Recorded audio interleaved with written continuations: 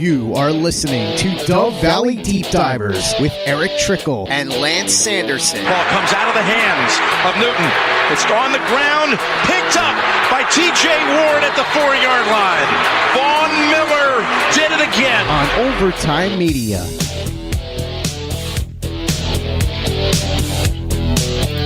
And it looks like we are live. We'll let the stream breathe for just a second. Got green check marks across all platforms.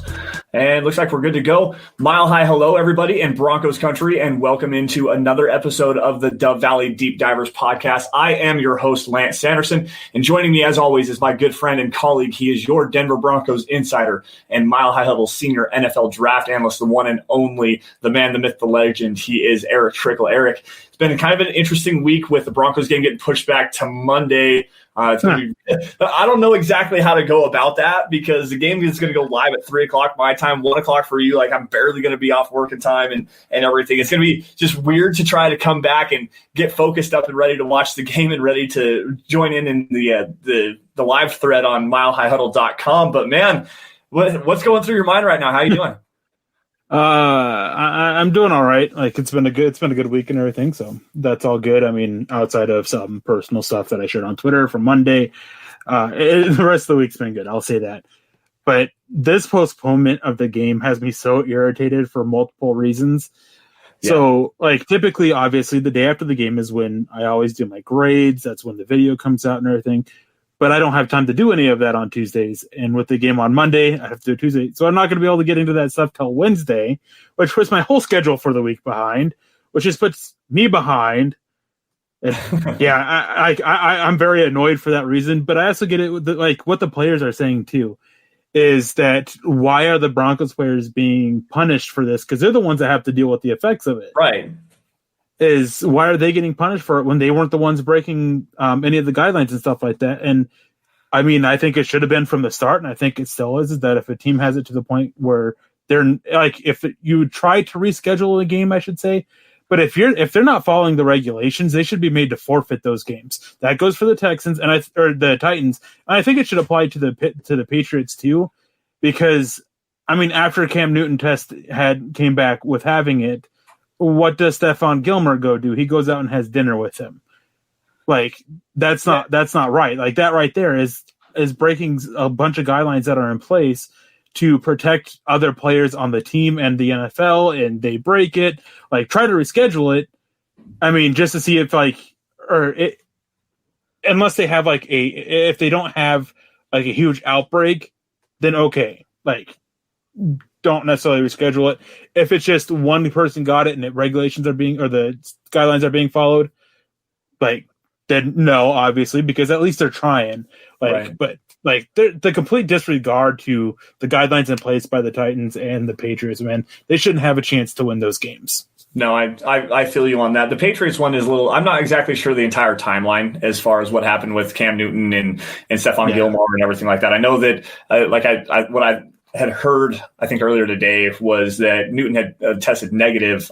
Like, they tested Friday night, they went out to lunch on Saturday before his test results came back, and then he ended up came back positive. Well, Gilmore was in close proximity with him because obviously they went to lunch together, but then Gilmore didn't socially distance or like quarantine himself or anything like that. Like, that's where the protocol is in question there. Like, let's be obvious here, guys. You test positive, stay away from everybody. Like, do what you got to do to protect yourself and protect everybody else around you.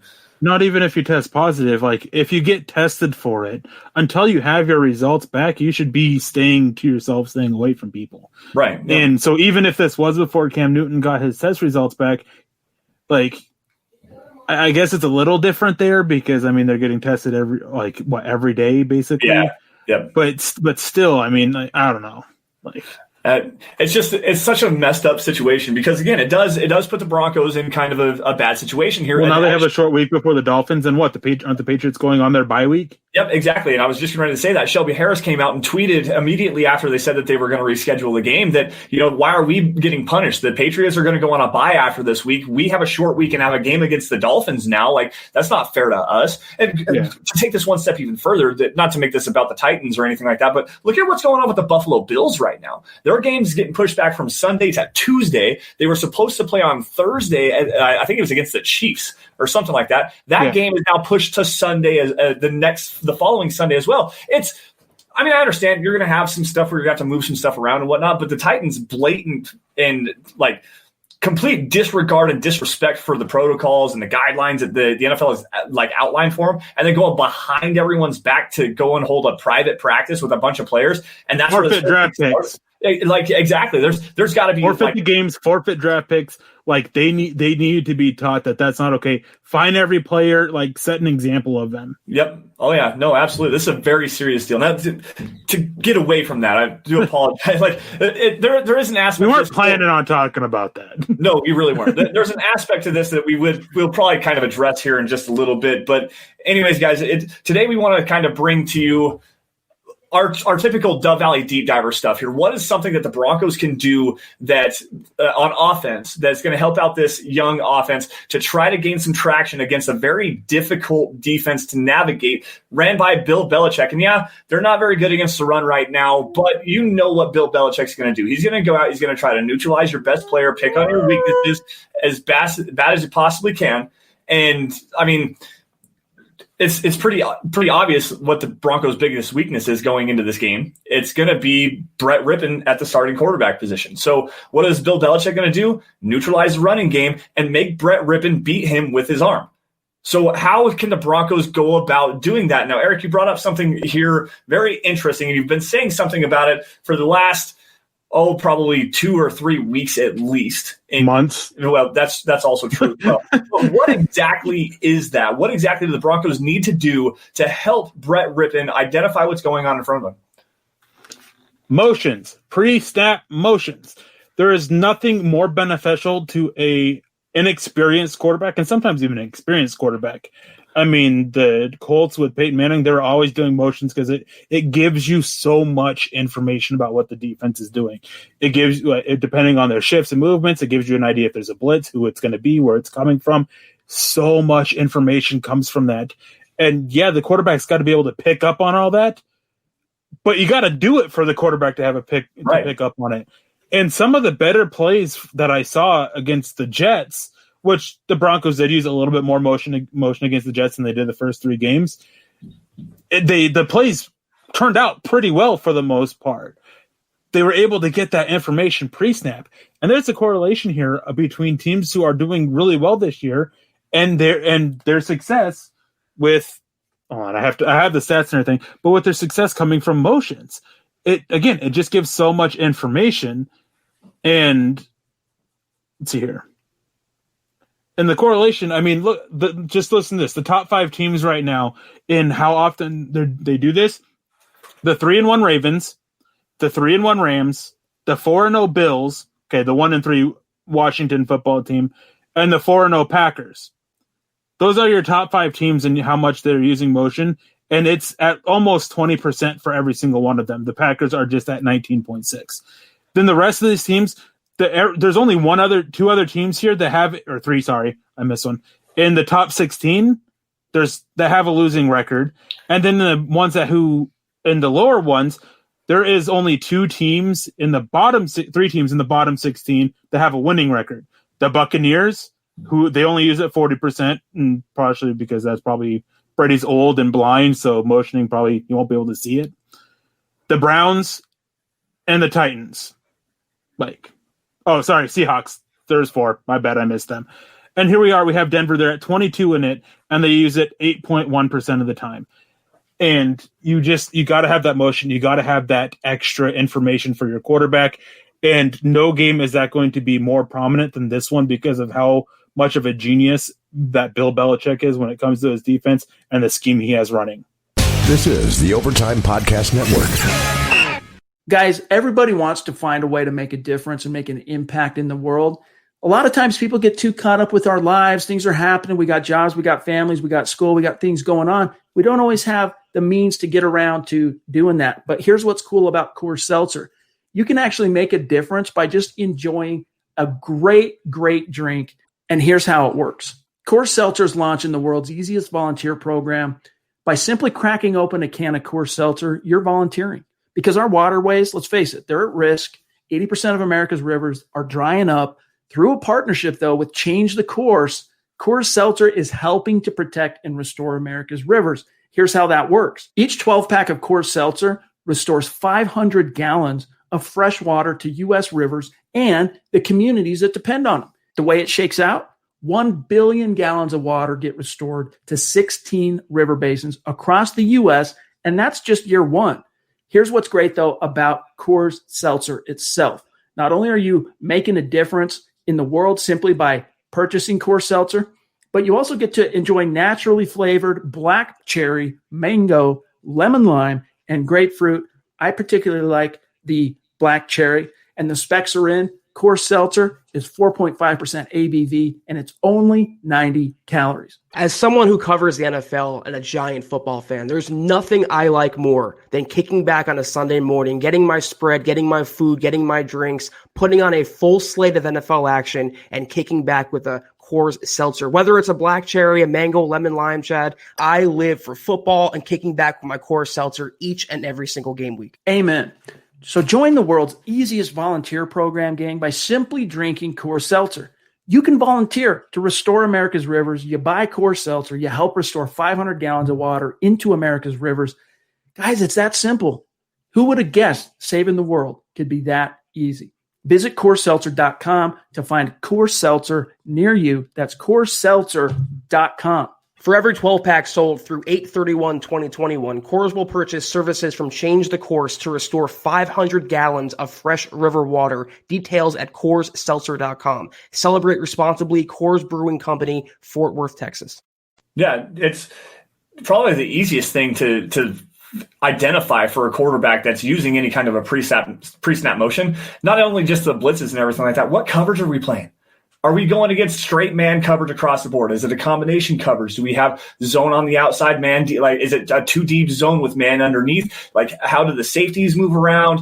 Like, does a cornerback come across the field in motion with the wide receiver? Like, that's a straight man identifier right there. So with Brett Rippon, who's very good at identifying what's going on in front of him already and utilizing his pre-snap reads and getting the ball out quick, if you can help him in just even a little bit more by saying, all right, we're going to jet motion Jerry Jeudy all the way across the field before the snap, and we're going to see if a linebacker shifts or the safeties kind of move their coverage a little bit, if that cornerback trails behind him, help him identify it, because Bill Belichick does such an amazing job, and this is something that I think that a lot of people don't really pay attention to, in disguising what his defense does. There's not a lot of motion. He doesn't bring his blitzing linebacker, blitzing cornerback closer to the line of scrimmage. Like, if you can identify where that blitz is going to be coming from, and use some hard counts as well. It's a pre-snap motions and stuff like that. Brett Rippon can actually have a little bit of success going against Bill Belichick. Now, again, it's so hard to diagnose because, again, Bill Belichick is very good at disguising stuff, but it's also going to help identify the Mike linebacker, or what should be the Mike linebacker, and identify your protection schemes as well, because you're going to be able to pick off where that cover that say that linebacker is going to be coming off the blitz, or the cornerback is going to be coming off the edge on the blitz. You're going to be able to identify that. It's going to help set your protection in the passing game as well. Like, there's so much advantage to utilizing pre-snap motion that it's not even funny. I mean, another thing, the Broncos have a crazy amount of speed, maybe not with KJ Hamler out and Noah Fant as well, but Jerry Jeudy's still a pretty quick player. Tim Patrick can get up to top speed pretty quick. It gets your players moving, and it gets them into their top speed faster in the down, utilizing speed to create some mismatches and stuff like that. You can also use it to create a misdirection play, run a Phillip Lindsay on some jet motion, run a counter play with Melvin Gordon off the backside of that, get guys flowing the wrong way across the line of scrimmage for the defensive side of the football, and then run back across the grain, get them out on the outside into some space, and you can open up some big plays like that. And you can also use it in the blocking game. I mean, Deshaun Hamilton, rocket motion, coming towards the line of scrimmage before the ball snapped, set HUD, and now he's on a crack block, setting the edge for a sweep play coming around the outside. If you can utilize pre-snap motion, I'm kind of surprised that the Kansas City Chiefs aren't up there, because they motion so much all the time. They've got to be one of at least a top 10 team in utilizing pre-snap motion. And look at how effective their offense is day in and day out. It's crazy. Yeah, and just for the record, Chiefs, they are 9th at 16.8%. So between 5th and 9th, that is 19.6 to 16.8. That's all that's separating them. But yeah, I mean, it's and it's not just about helping your quarterback either, or your running back, or just getting the information. It's also helping out your receivers, especially with KJ Hamler, with Jerry Jeudy, with those guys, especially with their speed and route running and the combination of the two with Jeudy anyways. You're getting them the information, you're getting them moving. And so you can just sit there and snipe the ball at the right time, like have it where the I can't think of the term for it now, but the play action where you motion the receiver and you snap it and fake it to them. Do that, and then you have one of the other. You have Hamler finish, kind of taking that to a wheel route, something like that. Like you can do it to open up more for your receivers. You can do it more to open up your tight ends. You can just do it more to help out everybody. It's not just the quarterback, and it all comes about the information. I mean, it's what you said. Bill Belichick, his scheme, it does such a good job of covering up where the blitz is coming. It makes it harder to read. So doing anything that you can do to give that quarterback that extra information, you got to do it. Right. Cody Potter coming in here on Super Chat. What's up, Cody? Thanks for joining us today. He says, I think early you will see 6 in the box with press coverage across the board with a safety or 2 over the top, and they will continue this until Brett Rippon proves that he can beat it. Jeudy needs to beat press coverage. And guys, you want to know one of the easiest ways to beat press coverage, especially before the snap? Pre-snap motion. Pre-snap motion. If your guy's moving already and he has a trail coverage defender that has to move across the field, when you say hut, there's no press coverage anymore. He can't touch you. He's already running.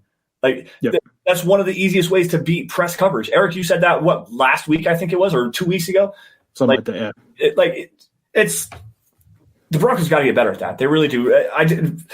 Identifying the coverages in front of them, helping the young quarterbacks out. It also helps the wide receivers too, especially if you're going to run press coverage beaters where you got some option routes where you can move some guys in and out. If they're playing off a little bit and you want to run say it's a post route or a crossing route, dictating depending on what the coverage is. If you're in pre-snap motion, now that opens up. You can see what's in front of you. This guy's going to be playing in some off coverage. So instead of running that deep post play, I'm going to sell it like I'm running the post. I'm going to run a dig route. We're going to run the in route on that. We're going to create some extra separation by knowing what's going on before the ball is even snapped. Yep. And to go back to Cody Potter and what he said, he's talking about them basically trying to force the passing game, or take away the passing game and basically let them run. I think it's going to be the opposite. I think that they're going to want to try to get Brett Rippon to beat them. He just threw 3 interceptions against the Jets. The Patriots will punish them a lot more than the Jets did. They want the ball in Brett Rippon's hands. They don't want it in Melvin Gordon's hands because Melvin Gordon can be a playmaker. Brett Rippon hasn't proved that yet. Needs to go out there and prove it. Until they do, I think they'll sell out to stop the run. Yeah, that's exactly what I said earlier today in the Mile High Huddle roundtable. Was the Bill Belichick's going to sell out to stop the run, and he's going to play press man coverage, and he's going to make Brett Rippon, who doesn't have the arm talent, available to make these tight window throws. If that's how it's going to play out, the Patriots walk away with this game. And it doesn't matter who's playing quarterback for them, whether it's Jarrett Stidham or Brian Hoyer or Cam Newton. It really doesn't matter because if the Broncos can't move the ball offensively, what are you going to do? You can't score points if you don't move the football. Plain and simple. All right, guys, before we move on just a little bit here, I want to say hello to the chat really fast. Say hello, James. What's going on, man? Jim Hilton on Facebook. What's up, dude? Richie Rich in the house. Bawana doing his thing. Craig Chris coming in here on YouTube as well. Casey Martin, Cobra Commando. What's up, everybody? Thank you guys for joining the Dove Valley Deep Divers. You guys can follow us both on Twitter. Find me at Sanderson MHH and for Eric at Erick Trickel. Guys, follow the podcast account at DVDD_pod. And while you guys are at it, follow at Mile High Huddle. It's the easiest way to keep in tune with what's going on with the Denver Broncos.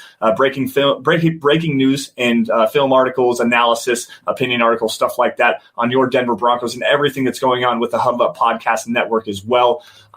If you guys are in a financial position able to do so, head on over to huddleuppod.com, get your swag on, get your merch. That's the merch tent. Get yourself a hat. There's T-shirts, hoodies, face masks, coffee cups, anything to suit your fancy, something for the guys, for the gals. It's a great way to support the show. And if you guys are not financially able to do so, or maybe just don't even want to, the 3 easiest things you guys can do to help the show grow and help Mile High Huddle grow: subscribe wherever you guys are watching or listening after the fact, whether it's YouTube, Facebook, Twitter, Twitch, Apple Podcasts. Subscribe to Mile High Huddle. Like every video you guys see. And if you love it, share it out. Get it in front of as many Broncos fans as humanly possible because, again, that's the easiest way for us to grow.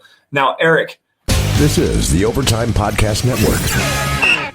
Let's see here. Where are we at? What else is pre-snap motion good for, other than identify? Like I said, you can use it in the running game. You can use it as misdirection.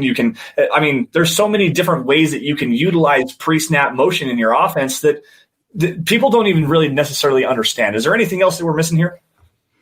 No, it's just so much information. It gives you an idea about the coverages and the line. From the linebackers, if they're blitzing, what kind of coverage they're doing.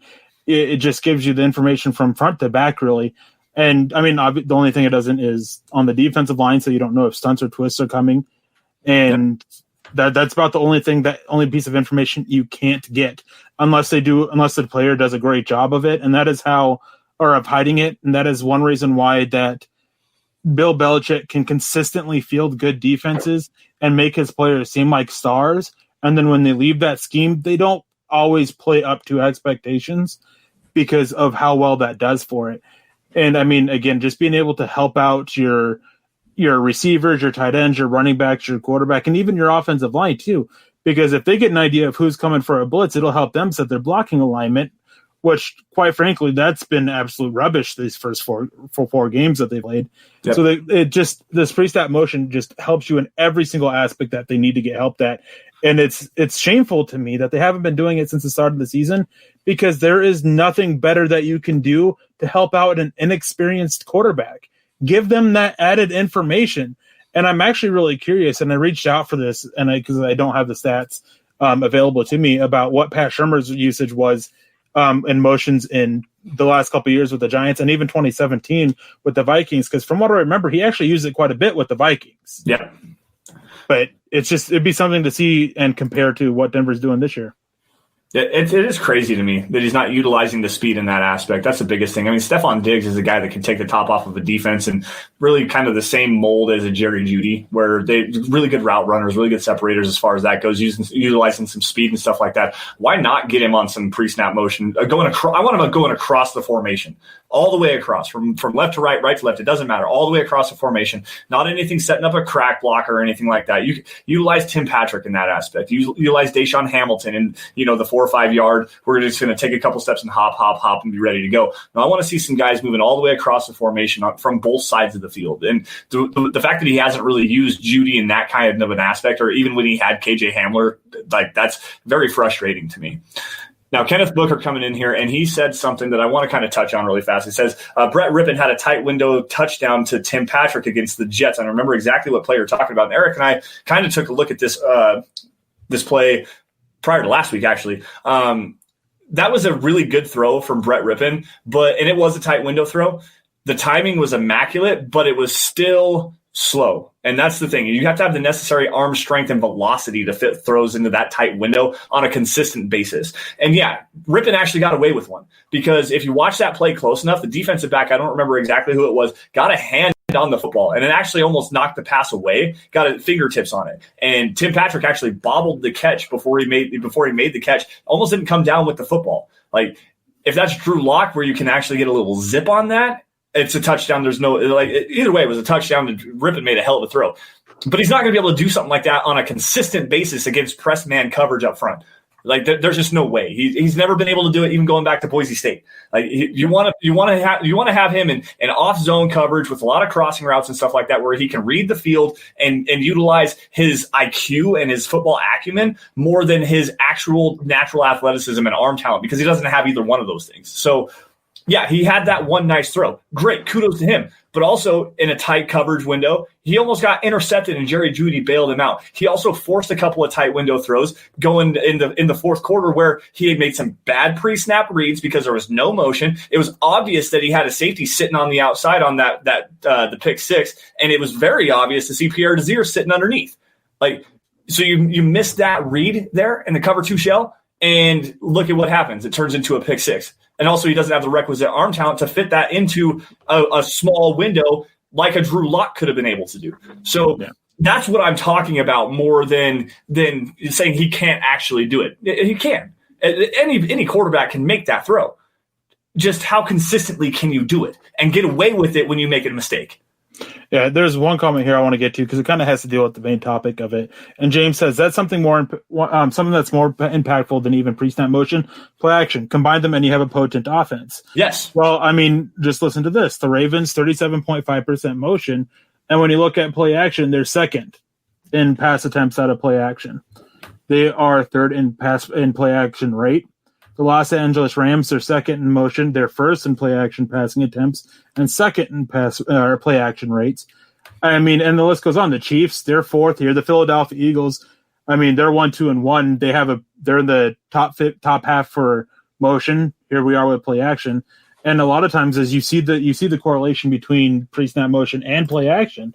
I mean, as I mentioned earlier, you have the running back or the receiver motioning across, you fake it off to him, then you hand it off or you pass it or run option there, like just all sorts of stuff like that, which, I mean, that's big reason why the Chiefs and Ravens offenses are so potent as they are, is they just combine everything and then they sneak then the Chiefs will sneak out their offensive tackle and give him the touchdown. But yeah, it's just the combination of combining everything, and that's something that Denver's got to do going forward, is just start combining a little bit more of it.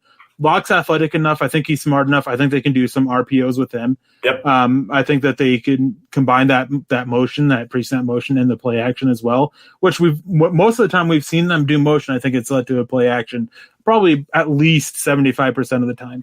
But it's something that they just got to do more. Just get more information for a quarterback, get more information for everybody on your offense, and just take away a little bit of what the defense is. Because, I mean, if you have a defense that's at 100%, then you know nothing that's coming. But that pre-snap motion, that could drop them 90%, 75%, depending on how they motion in response and everything like that. And you'd have a lot, I mean, it's 100% mystery or 75% mystery. What would you rather play against? Well, and then even to go off on top of that, you have the 75% mystery of the pre-snap motion where you've already identified some keys and whatnot. Now you incorporate some play action where it actually opens up even some more spacing because you guys got biting on that run action. Your quarterback turns his head and it's like right there, blatant, wide open. That's where you have to go with the football. It opens up so much when you actually combine two of those things. And James, thanks for bringing that up. That's a great point there. All right. I was actually kind of looking through some of this stuff, and you hit on one of them. I pulled it up. Charlie Beagle coming in and saying that we're talking about wrinkles that the Broncos can bring into this offense, and that was a great one. Garrett Bowles is the tackle eligible. There's another one here that I want to grab, and it's probably going to happen. The NFL is a copycat league. The Chiefs did it. Denver's next. Like, it's only right. Yeah, Garrett Bowles is actually a pretty good athlete, guys. Yeah. You know, I was listening, and I brought this up in our group chat earlier today. I was listening to Broncos Country Tonight this morning from the episode from last night on a podcast, and Benjamin Albright comes on and he says, you know, Garrett Bowles is one hell of an athlete. And in fact, guys, you would be amazed to watch this guy play lacrosse. He's athletic enough to play lacrosse, and he's actually a phenomenal lacrosse player. So that just give you kind of an idea of the athlete that we have here. Now, Craig coming in here, and I want to just address this really fast, just based on what we've seen with Noah Fant. And he has an ankle injury right now. It doesn't sound like he's going to be able to go even with the extra day of added rest. Albert Okwuegbunam needs to get some offensive snaps. And I'm kind of with Eric on this one until he can get better as a blocker and refine his route running technique and everything like that. It's going to be hard for the Broncos to get him incorporated. But with Fant being down, there's your replacement. That's your replacement right there. That's what I was going to say is, like, if Fant was healthy, then no, because you're taking Fant off the field for Okwuegbunam, because you're not going to take him and replace Vanette with him. You're not going to replace Butt with them, because guess what? Despite their issues as blockers, they're a better blocker than Albert Okwuegbunam is. I mean, it was touched upon multiple times from the coaching staff about how terrible he was doing as a blocking. I think Vic Fangio flat out said he's doing terrible as a blocker. Him or Pat Shurmur did. And I think that Nick Vanette or Jake Butt also called him out for his terrible blocking. So he's not going to replace the blocking guys. He's going to replace the receiver threat. And that's Noah Fant. With Noah Fant out, now's the time you get him a little bit of action while he's still hurt. See what he can do. There's issues there with his route running because he's not the most agile tight end with that size. I mean, he's got great straight line speed, but it doesn't translate well when it comes to turning. And so you got to be careful with how you get him used. This is obvious. I mean, Okwuegbunam, he's very much a fan favorite. I mean, I get it. It's a combination of how fast he ran. It's a combination of the fact that he has experience with Drew Lock. I get all that, but like, it's just a matter of you got to be more than that. And right now he's a great athlete. He's not much of a football player. Right. That's the big thing. You want him to be more of a football player. You can use him in the red zone a little bit. I mean, he's got good size there. I mean, if you got to go for verts, like there you go. Like you can use him there. Just to get a way to use his speed a little bit, but you're really limiting the offense when you put him out there. Yeah, it is really hard. I wish that the Broncos would have found a way to incorporate Alberto in the red zone, but the red zone play calling, in my opinion, has been absolutely god-awful. So it really doesn't matter until Pat Shurmur can pull his head out of his you-know-what and figure out how to call offensive plays within the red zone, like not calling boot action plays in the red zone. How about handing the ball off to your $16 million running back inside the 5-yard line a couple times? That would be pretty cool. But if you can figure out a way to incorporate Alberto Kuegbanom and Noah Fant on some red zone touchdowns, throw the ball up, make him box out and go get it. That's probably where you're going to see Alberto Kuegbanom. But as you said, Eric, until he can actually become a better blocker and show the want to become a better blocker, I think that's another big thing. And it was Vic Fangio that called him out immediately, saying that, until he can actually become a blocker, he's not going to see a whole lot of time on the field. So I don't know. But with Noah Fant out, I would imagine we're going to see some Albert Okuegbanom. Now, guys, before we get going forward any further, I do got to give you guys some information here. This podcast is brought to you by sportsbetting.com. Sportsbetting.com. Tonight's live stream is... Broncos country, gambling is now legal in the state of Colorado, and here's what makes sportsbetting.com a no-brainer for sports fans. They have sharp odds and low juice. They have in-house bookmakers, and they're not a third-party provider of odds. Reduced juice means that they have the best prices. There's hassle-free bonuses with a one-time rollover, meaning that the bonus money is yours after you bet it one time. Other sites range from 5 to 30 times. They have 24/7 live customer support, and there's always a real person in the United States. But also, here's the kicker. At sportsbetting.com, you can get a 100% risk-free week of sports betting up to $500. Not just one bet, but all of your bets. So play for a week, and if your losses exceed your winnings at the end of that week, sportsbetting.com will cover 100% of the difference up to $500 with a one-time rollover. So, guys, head on over to sportsbetting.com/milehighhuddle, sportsbetting.com/milehighhuddle, and capitalize on a risk-free week of sports betting up to $500. This is the Overtime Podcast Network. Now, there was another quick question here, Eric, and I want your opinion on this one.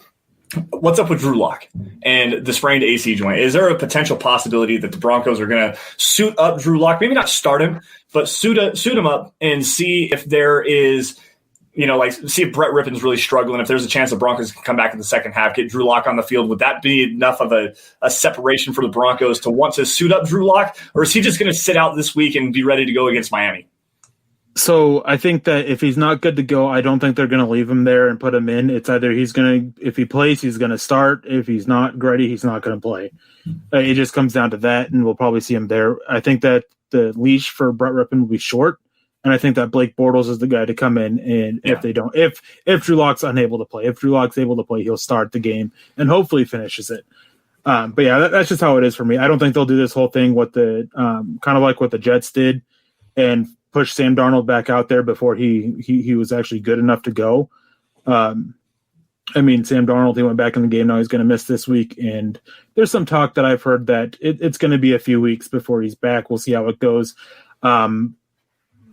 So it's just thing that you don't want to rush him back. Like that's all it is. You don't want to rush your quarterback that you hope is your quarterback of the future. You don't want to rush him back.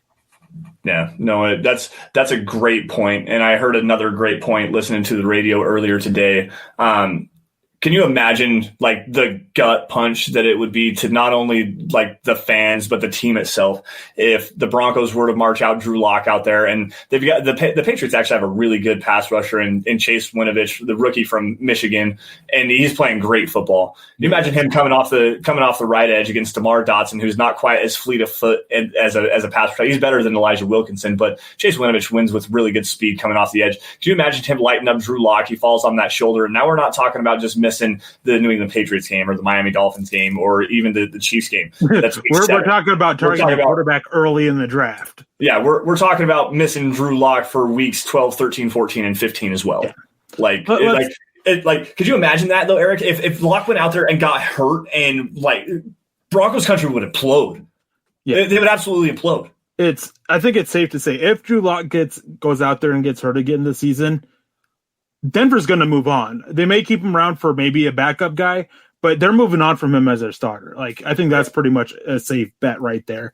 This guy, at this point, he's played in 6.5 games, not even, more like 6.25 games, and he's been hurt twice. Granted, okay, let's add in preseason there, so it'd be about 10 games, 9 games. Still, that's not what you want. Like, if the guy is going to be your starter, and then a third time on top of that, no, it's just let him heal. I think that it'll be good for him. I've seen a lot of stories and everything of quarterbacks who they rushed it back and their shoulder was never the same. I call this a major injury a couple weeks back, and I stand by that because of that fact. I mean, He didn't have to have surgery on it, but if you rush back from those, that's something that'll bother you for the rest of your life. When I've sprained my knees and my ankles multiple times, even after the first time, I didn't let them fully heal. I just kind of pushed myself through it, and now my knees and ankles just bother me all the time. Right. I mean, again, granted, it's multiple sprains, but still, it's the fact that you're just trying to rush back from injury. That's not what you want to do, especially with injuries like that. Well, and especially with an injury to the throwing shoulder of your franchise quarterback. Like, if that's just the plain and simple point of it, guys. Like, it's a sprained AC joint on his throwing shoulder.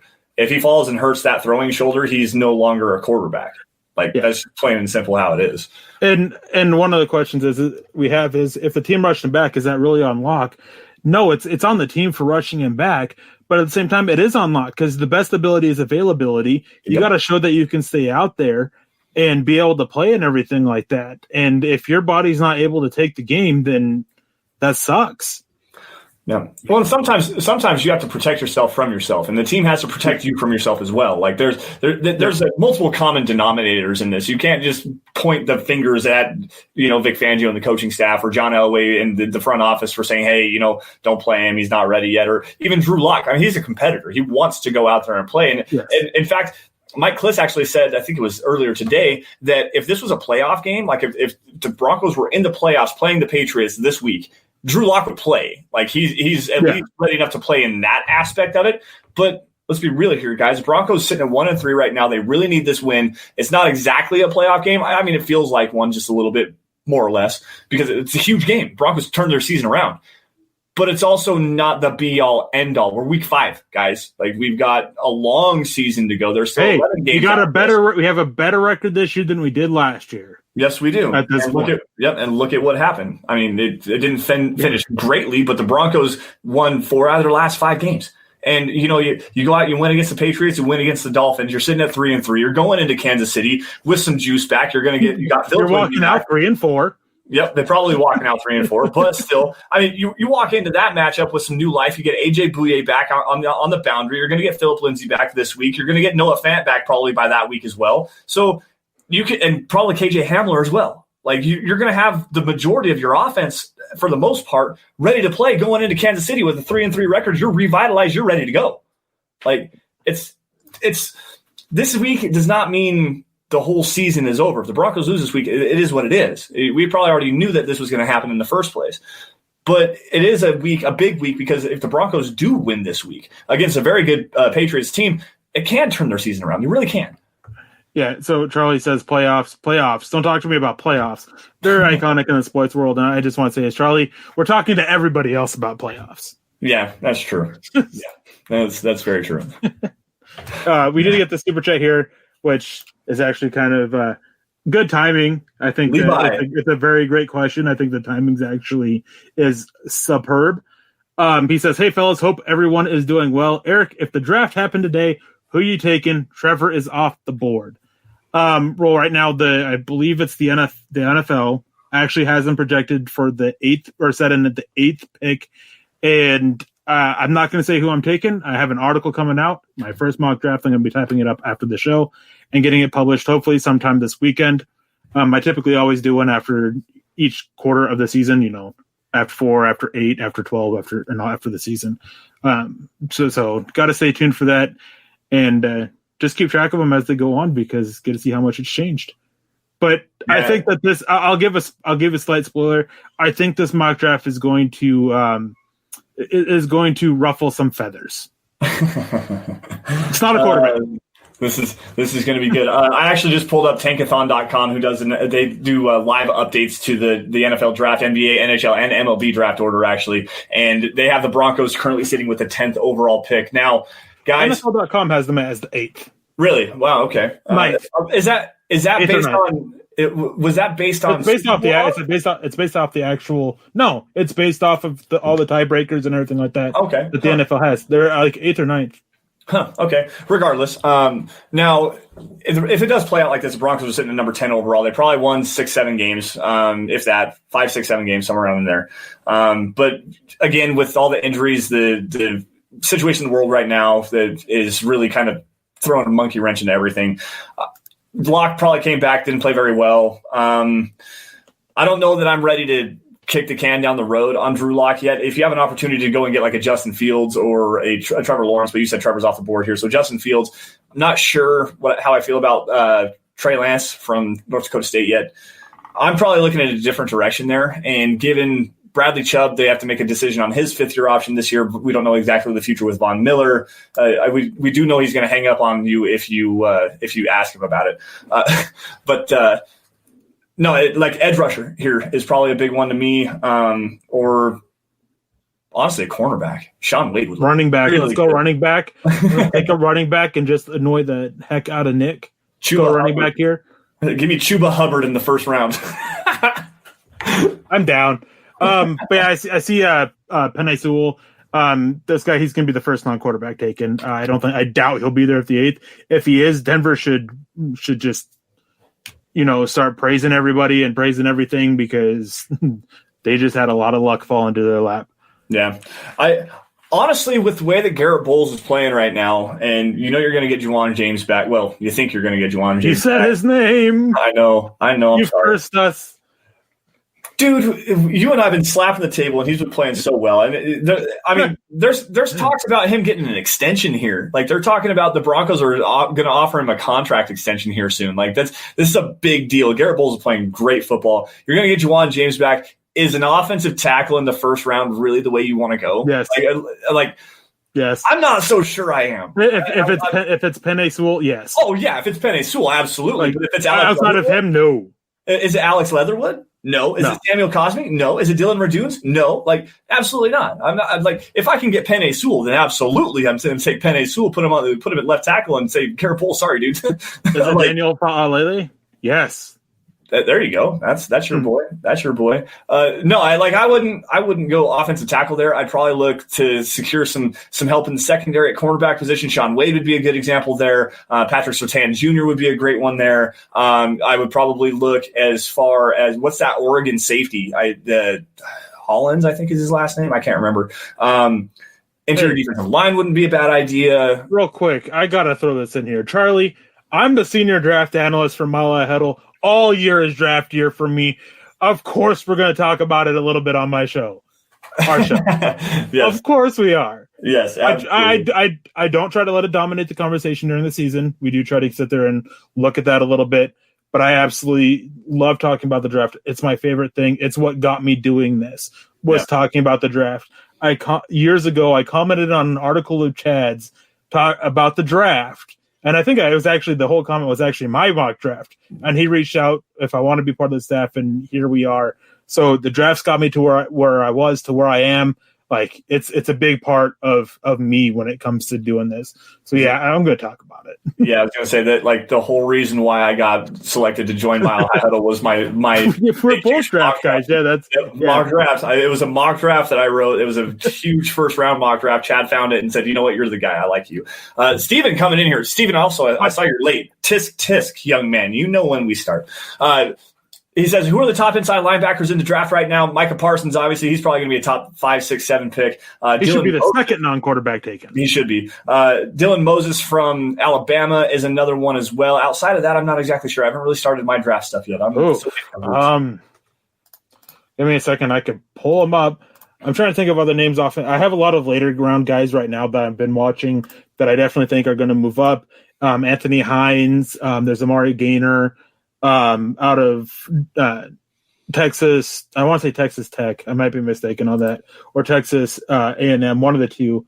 Texas A&M for Anthony Hines, and then Florida State for Amari Garner. But I mean, you've got Jabril Cox, you've got Cameron McGrone, and this one, of course, Marcus Campbell. I mean, or Micah Parsons. Sorry. He's a good one. Chaz Surratt, he's a guy from North Carolina. I liked him quite a bit last year. It's going to be interesting to see what he's doing. There's the hybrid out of Notre Dame. I'm not going to try to say his name. This is one of the better linebacker classes in a while. I would say that it's probably right there behind. I want to say 2018. Was that the year of Roquan Smith and Terrell Edmonds and the guy from Boise State? Leighton Vander Esch. Yeah, Leighton Vander Esch. All right, so Levi jumping back in the water here, and he asks, Eric, do you believe Von will be here next year, and what would you do if you were Elway in the Von Miller situation? This is tough because, I mean, Von Miller, he's been a cornerstone for this Broncos defense for so long, but now here he is. He's hurt. A lot's going to depend on if he gets back playing this year, what he's able to do. It's kind of a rough question. I really want to see how the rest of the year goes. As a fan, I would like to see them try to figure out some way where he can stay with the Broncos on a cheaper deal, especially with the salary cap projected to drop. That's where I'm at, but my gut's telling me he's not here next year. That's kind of what I was thinking, but honestly, what is it, $22 million? I think he's counted for against the cap next year. I think that what the Broncos, if they were going to keep him around, we're talking a straight, blatant out restructure, convert $18 million of his base salary into a signing bonus. You'll have to extend him for another year there to kind of lower that cap hit at least for this year. I'm not sure exactly what that would look like for the next, I think, 2 years. There's 2 years left on his deal.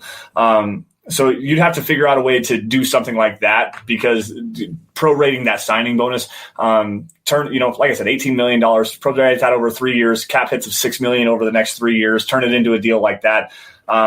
That would be something that I think the Broncos would have some interest in. However, it all comes down to Von. And everybody knows the situation with him and Zach By and Brandon Stokely on 104.3 The Fan the other day.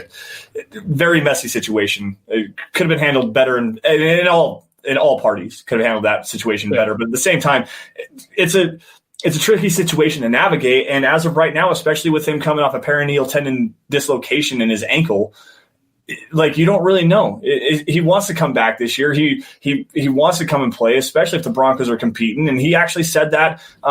He said that on the very same interview with Zach and Stoke. Like, it's a very tricky, finicky situation. But with the Broncos needing edge rushers moving forward, I mean, Jeremiah Tauchi's on a 1-year deal. Bradley Chubb, they got to figure out what they've got to do with his 5th-year option. Malik Reed is, okay at best. That's probably the biggest hole on this Broncos roster outside of figuring out what they have in the quarterback position. Yeah. So, and Casey Martin says, so much will change between now and next April. It's crazy to try to project what might happen right now. And I want to make this clear. When I do mock drafts this early in the season, it's not about projecting who the Broncos take or anything like that, or them landing in that spot. That's not what I do them for. The mock draft element is what makes it fun for me. It's more so my way of getting out there who these players are, what type of prospect they are, and how they can help the Broncos. It's more about that information aspect of it than actually trying to project who's right or thing. Once that comes, about April or so, March, April, that's when my serious mock drafts of actually trying to project them actually come out. But yeah, it's just all about the information right here. And Cobra said he's out. It's 3 a.m. He's also a Pleasant Draft Doc, not current football. LL, take care, BC. Cobra, have a good night. Morning where you're at. But as we said earlier, we're both draft guys. We don't talk about it all the time on here, but every now and then we're going to talk about it. So yeah, especially when the questions set up on a tee for us to hit out of the park. Like we got to take advantage of the situation while we can. Steven coming in here asks if there are any talks to extend Bowles. I said this earlier, but I'll answer your question here. Yes, actually, and Benjamin Albright said that last week, I believe, on Broncos Country Tonight that he has actually heard that the Broncos are getting ready to extend a contract extension to Garrett Bowles, and they are going to actively start engaging in those discussions. So, yes, that is an actual thing. And my, oh my, how far we have come from last year, where everyone's like, the fifth-year option gets declined. Everyone's saying, that tackle is a great – no. Garrett Bowles coming out and playing pretty damn good football, guys. And when it goes from being, we're talking about when are we going to release this kid to now we're going to make him the left tackle of the future and offer him a contract extension, even if it's a short-term 2-year deal, give him some money, make him prove it, make him go out and earn it again. But also, I said this on Building the Broncos the other day, Garrett Bowles, when he was coming out in 2017, everyone said 2 to 3 years. In 2 to 3 years, you will know what you have with Garrett Bowles. Well, guys, this is the beginning of year 4. He had 2 to 3 years worth of development with 3 different offensive line coaches. So he's finally in the same system with the same offensive line, not same offensive system, the same offensive line coach for the first time in his football playing career going back to high school. Like he had that. It's finally that one person that he has, not trying to change his technique or anything like that. Because, when you have a change of offensive coach, they're going to want you to do things a little bit differently. And I think that consistency there, I think that is the biggest reason why we are seeing the improvement, is that he's not having to change his technique. Even though they did change his technique a little bit, but it was a way that actually worked better with what Bowles was doing. Yeah, no, absolutely. And they should be talking to extend him. They really should. If this is the play that they're going to get, and it's been consistent too. It's not like a flash in the pan where he'll have one good game and then a couple down. No, he has been the best Broncos offensive player to date this year. Seriously. Yeah. He might be the best player on the whole team this year right now. And according to Pro Football Focus, he is the highest graded player on the Broncos roster right now. So if this is that's franchise level left tackle play, he's a top 5 tackle in the NFL right now. If that's what you're going to get, and you can get him at $13, $14 million a year, which is what they're probably going to try to do, $13, $14 million a year, that puts him at the 9th or 10th highest paid left tackle in the NFL.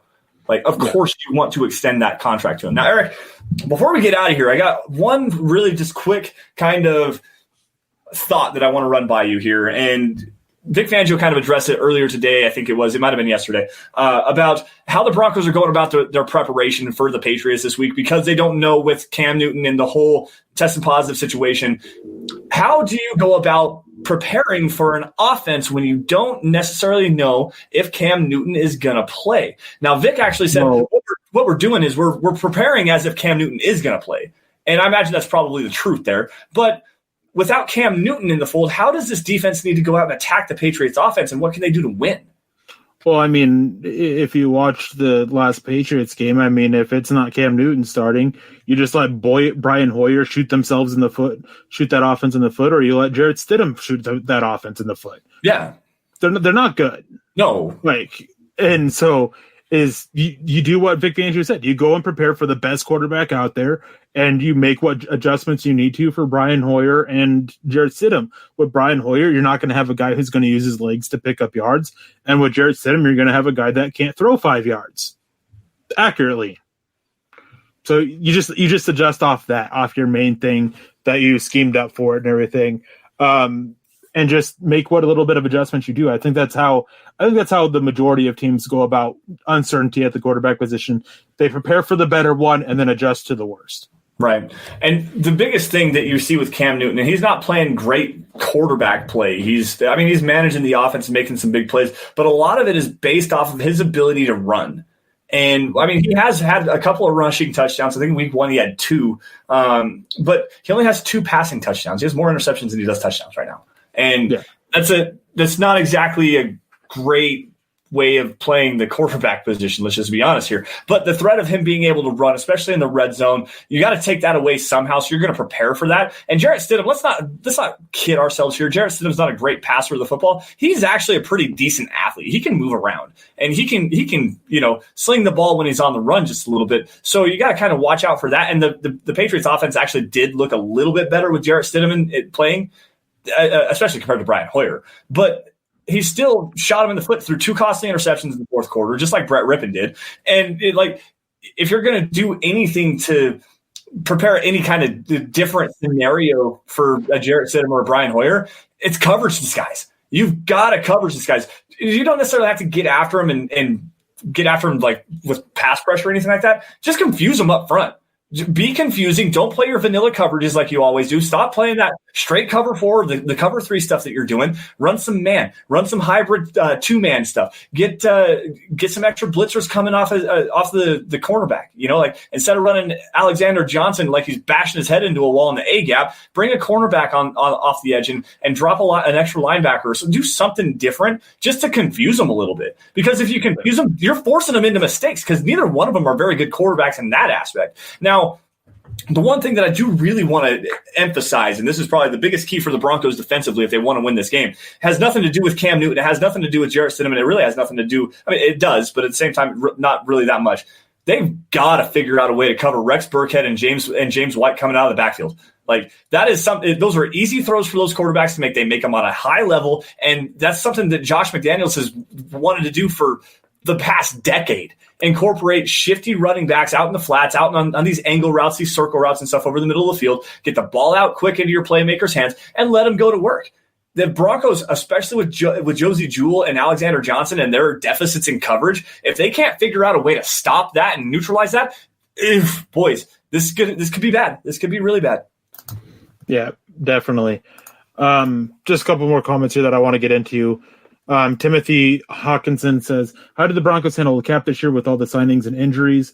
Hashtag DBFL, hashtag State of being stuck in Vikings territory, proving that that Broncos country is a state of being and not a geographical location.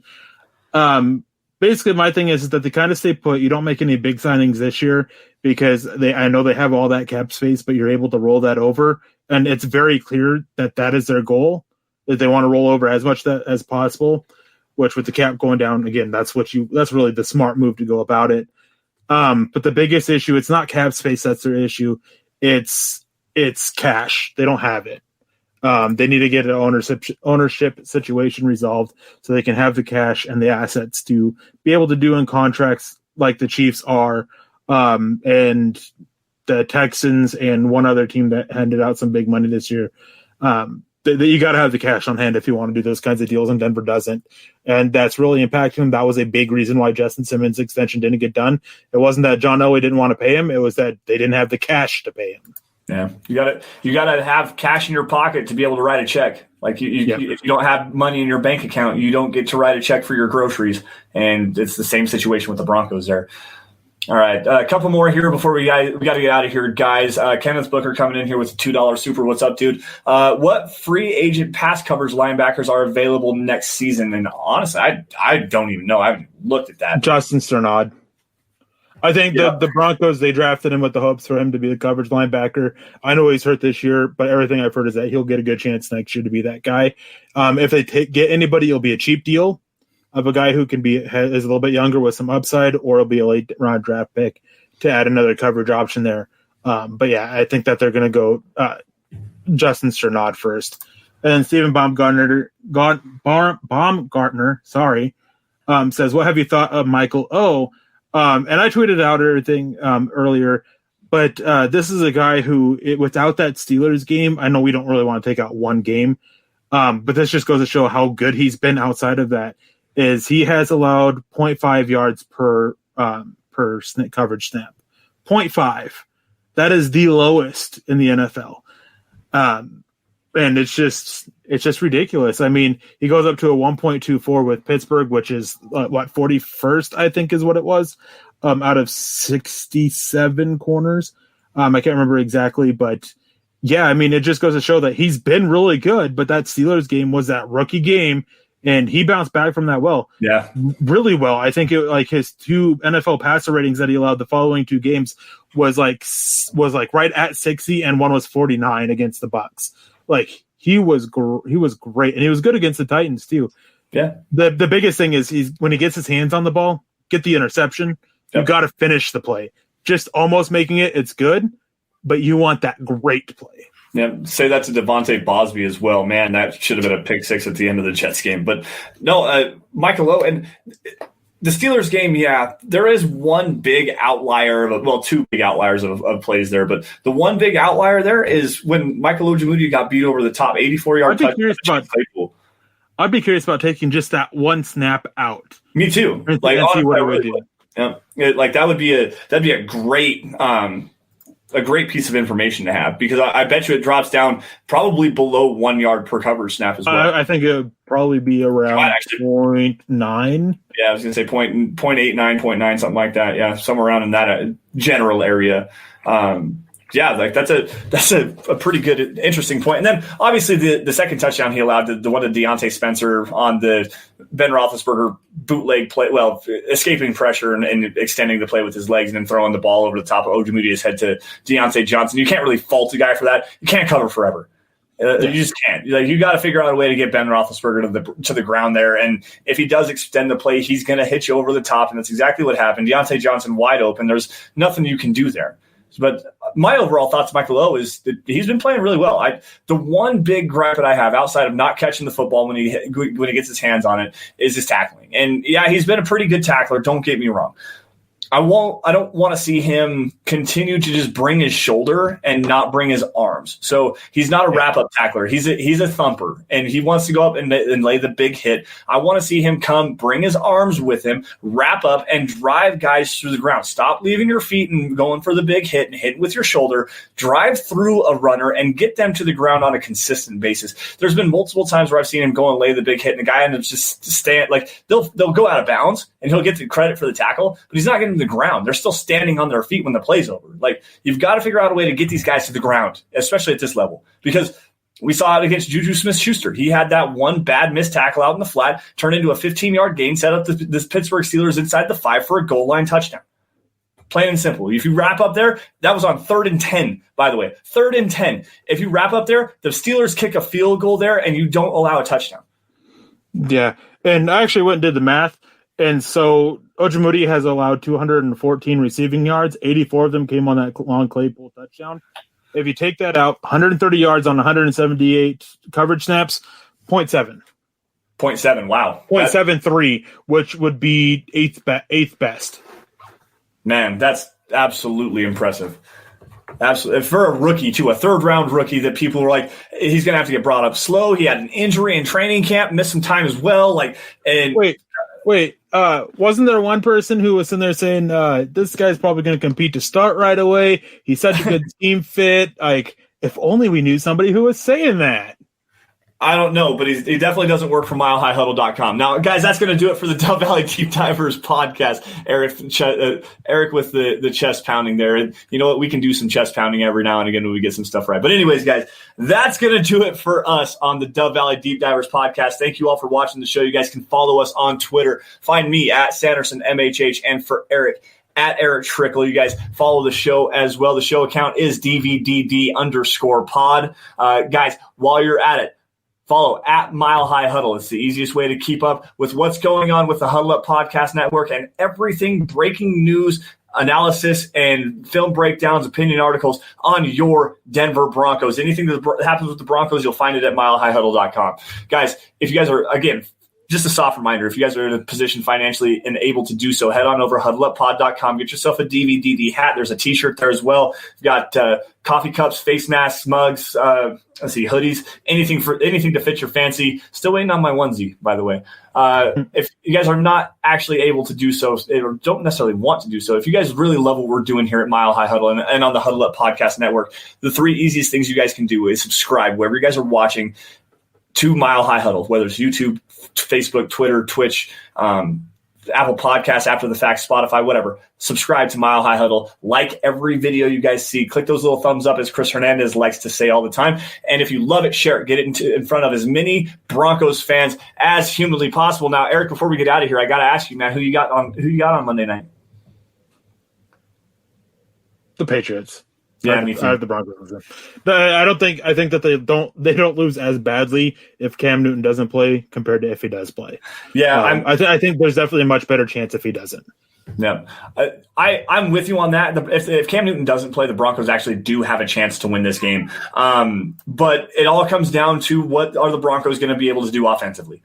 I think that the the Patriots are going to figure out a way to incorporate their running backs in the passing game. Like I said earlier, Burkhead and James White are going to have huge days especially against Josie Jewell. If they target Josie Jewell in coverage, it's going to be awful. Motion. But ugly game, tight game, probably 17-10 is what I have the Patriots right now. If it's Cam Newton, it's probably 24-10. I just don't trust the Broncos offense to be able to go against with a young quarterback, and Bill Belichick eats these kids for breakfast, picks his bones with their teeth. Like it's bad. It's going to be bad. Broncos are going to drop to 1-4 on the season. Now, Eric, anything else you got going on this weekend? Rest. There's actually a new Star Wars video game out, Star Wars Squadron, so I'm super excited to dive into that some more. Literally and figuratively, dive in a spaceship. Yeah. But yeah, outside of that, man, I just got my mock draft that's coming, and then it's going to be just trying to enjoy the weekend. Nice. There you go. Yeah, I'm going to go shoot some guns, make sure we're ready for hunting camp. Guys, I will not be here next Friday, and probably the Friday after that as well. We're still trying to figure out the logistics of everything. You might see a special guest coming in here. You're going to recognize the name and the face. But anyways, guys, for Eric, I am Lance Sanderson. You guys stay safe. Have a great rest of your weekend, and we will talk to you guys later. I will see you guys later. Peace out. You've been listening to the Huddle Up Podcast. Join Broncos Country's deep divers at milehighhuddle.com to keep the conversation going.